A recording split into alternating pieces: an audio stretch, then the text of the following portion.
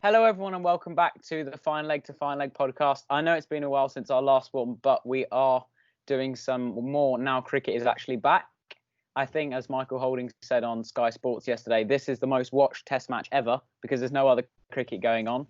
And certainly when I saw how many Indians were commenting on different elements of the Test match, I would be inclined to agree. So it's great that cricket's back, and we're going to dissect the last 5 days of cricket. So, Finn, what did you make of it? Oh, it was pretty shocking, to be honest.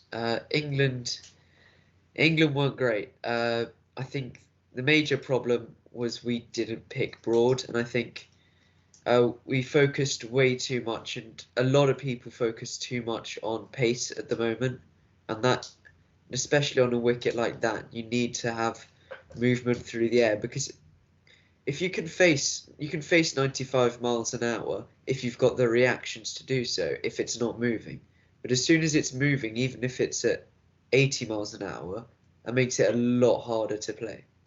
And of course, tail enders might not have the reactions, but their top six, they can easily face 95. Yeah, I think where we got our selections wrong, West Indies got their selections right. They brought in another batsman.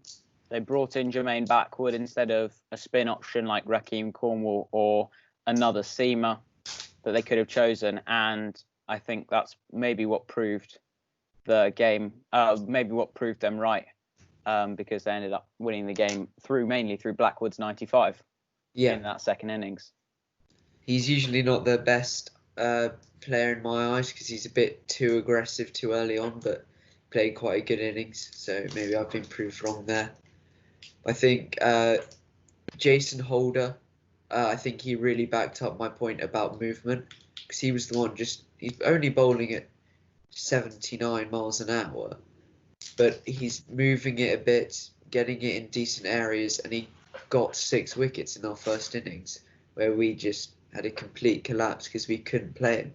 Now, there's a chance that we're going to come back with a good tactic against him, but I doubt it quite a bit. Yeah, well, you look at it, he's bowling 80 miles an hour. He's just keep consistently putting the ball in the right area. 6 for 42 underneath the gloom on a difficult batting day. You'd think England really got that wrong. Someone like Stuart Broad, someone like Chris Wokes, both outstanding in England, both don't bowl as quick as Archer and Wood.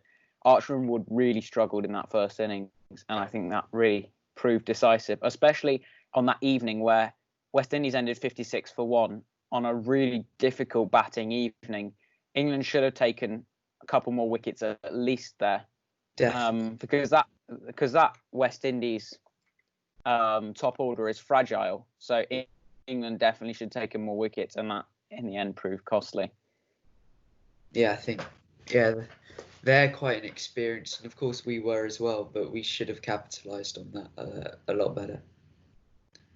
Yeah, I think, as Michael Vaughan said, England will just miss chances, did little things wrong, and that came to big things in the second innings. When they're chasing 200, you've got to take your catches, you got to take your fielding opportunities. Zach Crawley's fumble, Blackwood would have been gone by about half the pitch, it seemed, but he fumbled the ball. Butler dropping catch, Stokes dropped a catch, and yeah, I think England just weren't decisive enough, and in the end, the best team won. Yeah, they were much better, I think. But I don't think Stokes was a terrible captain, but definitely not ready for it at all. Yeah, he was just bang average. Didn't make any great decisions. I don't think he had a shocker at any point, but he could have been a bit more aggressive at times, which I think he was overcompensating for people thinking he'd be way too aggressive. I think he needed to play a bit more naturally for him, and he would have made better decisions.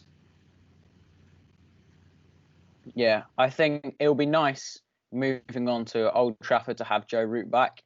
Joe Denley should make way. I don't think you can justify 2 20s or and then doing what Joe Denley does. He's had far too many opportunities. That was his 14th or 15th Test match.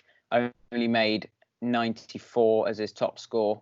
I think he should make way for 22 22-year-old Zach Crawley. 76 in the second innings, batted nicely. Yeah. And I think having Joe Root back will be nice, because one thing that I really noticed spending 8 hours a day in front of Sky Sports was that what Root does so well and is so underappreciated for is rotating the strike. You saw Denley and Crawley especially just getting stuck because they weren't able to find the gaps. Joe Root is the master of just rotating the strike, taking the pressure off himself and keeping the scoreboard ticking over. That's what players like him and Kane Williamson are good for. I mean, he's not going to smash boundaries, and of course he does that now and again. But I mean, he does it in ODIs as well, and goes at a runner ball, just hitting mainly singles at 2. Let's go into ratings for the England team. Right, so what we're going to do is we are rating each England player's performance and make a little bit of analysis of them. So start with Rory Burns. What did you give him? I've given him a 6. He did okay in both innings, but as you're we're going to call him the experienced opener of the two, you need to be going on a bit more. I think 30 odds you need to be able to hit 50, especially once you've seen out the new ball. But he didn't do terribly, so going with 6. I gave him a 6.5 because, as you say, he's the first England batsman to score, England opener to score more than 30 in both innings since Alistair Cook back in 2018 or 17. I can't remember where I read the stat. And I think he should have gone on. The 2 dismissals that he had were quite soft, and so but he didn't play badly. Yeah, and Sibley, I gave him a 5. Yeah, I mean, what was fourth ball duck, was it? I mean, that's poor. And then to get only 50 again, poor. Well, not poor, but you've got to go on. I think 50. But, 50. He really battled away. It was off. Yeah. It was a long period of time though. But openers, especially Burns and Sibley, who do take up a lot of time, they do need to at least be hitting 70 if they've gone through. Because you can't take up that much time and then not deliver, really, I think. And of course, you need an anchor to the innings, but I mean, he's only survived through 2 people getting out. That's not anchoring an innings. No. So for Joe Denley, I've given him a 2 out of 10. Or basically, he had a shocker. Yeah. Same. Some really, really poor performances, and we've already touched on him, so we don't need to dwell on him for too long. But Joe Denley was just really poor, and it's time for him to make way, I think, with the returning Joe Root. Zach Crawley? I've given him a 6.5. Didn't do too well in the first innings, but 70 odd in the second innings, the biggest total. I mean, yeah, that's good enough, I'd say. Obviously, you can say it wasn't that good, but usually that would be fine with someone else going on to hit a bigger score in the first innings. So his 19 would have been fine. But as it was, it wasn't that great. But yeah, I think for a young guy, he's not done badly.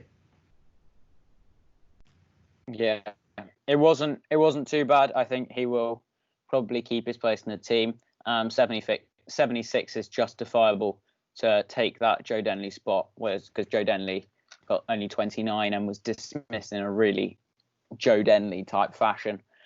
So I think Zach Crawley is played quite well. Did miss that run out towards the end of the game, so I gave him a 6.5 because he probably would have got a 7. I was feeling a little bit more generous, but he did fluff quite a big chance of running out the man that eventually won West Indies the game. Yeah, of course. Ben Stokes, he did bowl well, so I've given him a 7.5. Batting does need to do a bit better. Did get the top score in the first innings, which, I mean, he got 43, so it's nothing special, but at least it's something. And then he did he did have to think about captaincy, which is strange, especially when it's you're only one. But getting 4 wickets is useful, of course, but and 2 in the second as well. So actually, maybe he deserves 7.5, maybe 8. I mean, he did better than most of our bowlers, and he also batted. So yeah, it's not bad. I gave Ben Stokes a 7.5 as well. He was very good with the ball. Captained quite neutrally, I would say. Wasn't brilliant, wasn't too bad.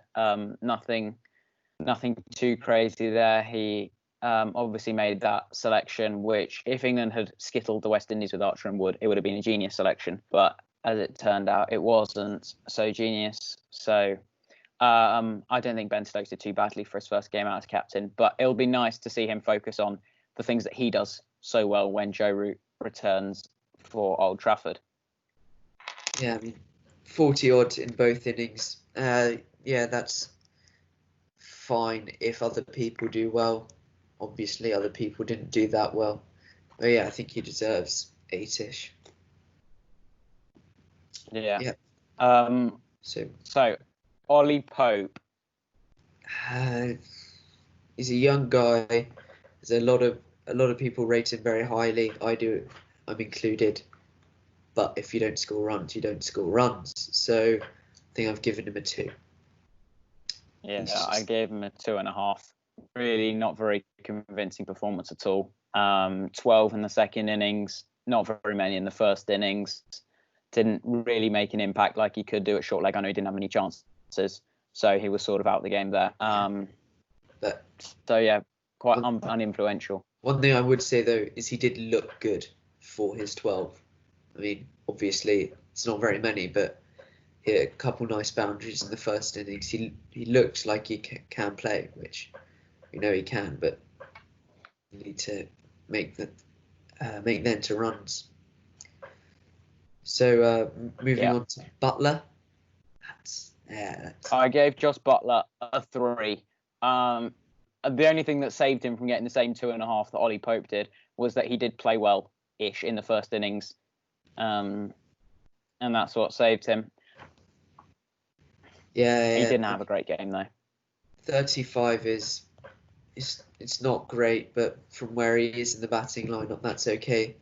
But it was his scenario. It was the scenario he's in the team for, to get the runs there, and he didn't, and that makes me start to doubt why he's being selected. And he did drop that catch, so I'd say it's a 3. Thing is, I actually disagree with you saying that it's Butler's scenario.